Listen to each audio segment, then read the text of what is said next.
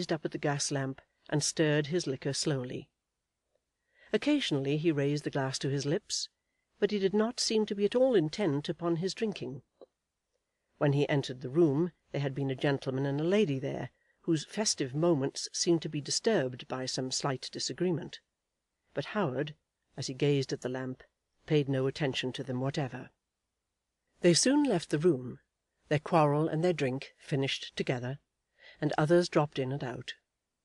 Mr. Howard's warm must almost have become cold, so long did he sit there gazing at the gas lamps, rather than attending to his brandy and water. Not a word did he speak to any one for more than an hour, and not a sign did he show of impatience. At last he was alone, but had not been so for above a minute, when in stepped a jaunty little man, certainly not more than 5 feet high, about 3 or 24 years of age, dressed with great care, with his trousers sticking to his legs, with a French chimney-pot hat on his head, very much peaked fore and aft, and closely turned up at the sides. He had a bright-coloured silk handkerchief round his neck, and a white shirt, of which the collar and wristbands were rather larger and longer than suited the small dimensions of the man. He wore a white greatcoat, tight buttoned round his waist, but so arranged as to show the glories of the coloured handkerchief, and in his hand he carried a diminutive cane with a little silver knob. He stepped airily into the room, and as he did so, he addressed our friend the policeman with much cordiality.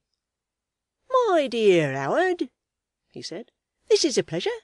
This is a pleasure. This is a pleasure." "What is it to be?" asked Gager. "Well, what? Shall I say a little port wine, negus, with the nutmeg in it, rather strong?" This suggestion he made to a young lady from the bar, who had followed him into the room. The negus was brought and paid for by Gager, who then requested that they might be left there undisturbed for 5 minutes.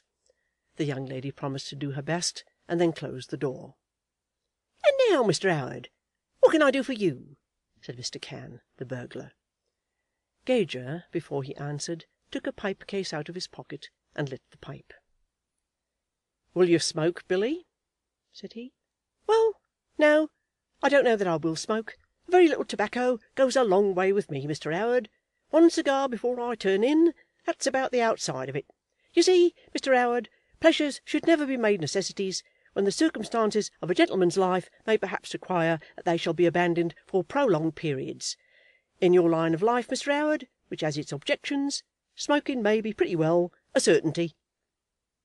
Mr. Cann, as he made these remarks, skipped about the room, and gave point to his argument by touching Mr. Howard's waistcoat with the end of his cane. "And now, Billy, how about the young woman?" "I haven't set eyes on her these 6 weeks, Mr. Howard. I never see her but once in my life, Mr. Howard, or maybe twice, for one's memory is deceitful, and I don't know that I ever wish to see her again. She ain't one of my sort, Mr. Howard.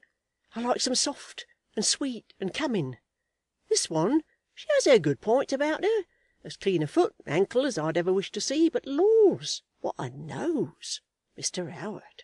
And then for manner, she's no more manner than a stable dog." "She's in London, Billy?" "How am I to know, Mr. Howard?" "What's the good, then, of your coming here?" asked Gager, with no little severity in his voice. "I don't know as it is good. I haven't said nothing about any good, Mr. Howard. What you wants to find is them diamonds." "Of course I do." "Well, you won't find 'em. I knows nothing about 'em in course, except just what I'm told. You know my line of life, Mr. Howard?" "Not a doubt about it." "And I know yours. I'm in the way of hearing about these things, and, for the matter of that, so are you too. It may be my ears are the longer. I have heard.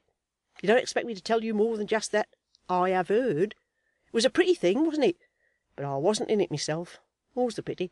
Can't expect fairer than that, Mr. Howard." "And what have you heard?"